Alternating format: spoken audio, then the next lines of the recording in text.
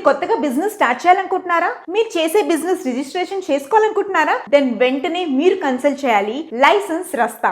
మన ఎండి నాగేంద్ర గారు మనకి ఏ రకమైన బిజినెస్ రిలేటెడ్ రిజిస్ట్రేషన్స్ అని వీళ్ళు చేస్తారు. ఫర్ ఎగ్జాంపుల్ మనకి ఫుడ్ లైసెన్స్ అయినా, లేకపోతే లేబర్ లైసెన్స్ అయినా, ట్రేడ్ లైసెన్స్ అయినా, ఏ బిజినెస్ కైనా కావాల్సిన లైసెన్స్ వీళ్ళు మనకి అందజేస్తారు. అలాగే వీళ్ళకి ఆల్ ఓవర్ 4 మేజర్ సిటీస్ లో వీళ్ళకి బ్రాంచెస్ ఉన్నాయి. హైదరాబాద్, వైజాగ్, బెంగళూరు, ఇంకా Chennai. So all over India నుంచి మీరు వాళ్ళని కన్సల్ట్ చేస్తే మీకు ఎక్కడున్నా వాళ్ళు ఆన్లైన్ లో మీకు కావాల్సిన సర్టిఫికేషన్, మీ బిజినెస్ కి కావాల్సిన labour licence, trade licence, all kinds of licence మన నాగేంద్ర గారు మనకు అందజేస్తారు. మీకు ఏమైనా రిక్వైర్మెంట్ ఉంటే కింద స్క్రోల్ అవుతున్న నంబర్స్ ని కన్సల్ట్ చేయండి. అలాగే వాళ్ళ YouTube channels Mahodaya TV, Indian franchise hub, అలాగే పాన్ ఇండియా బిజినెస్ టీవీ, అలా వీళ్ళ చాలా ఛానల్స్ ఉన్నాయన్నమాట. నేను డిస్క్రిప్షన్ లో పెడతాను. Please do contact them for more update and get your business get certified by license Rasta. All the best.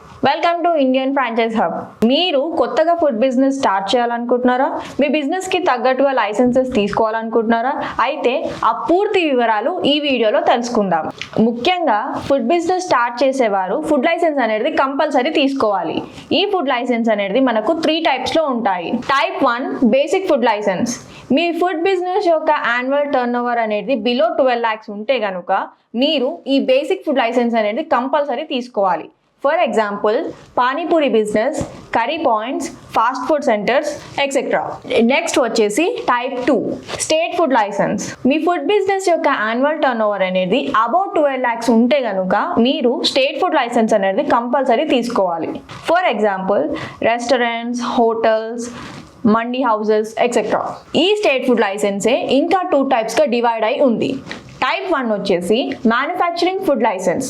మీరు సొంతంగా ఫుడ్ ప్రొడక్ట్స్ని తయారు చేసి మీ బ్రాండ్ నేమ్ని యూజ్ చేసుకొని సేల్ చేస్తే కనుక మీరు మ్యానుఫ్యాక్చరింగ్ ఫుడ్ లైసెన్స్ అనేది తీసుకోవాలి. టైప్ 2 వచ్చేసి రీప్యాకింగ్ ఫుడ్ లైసెన్స్.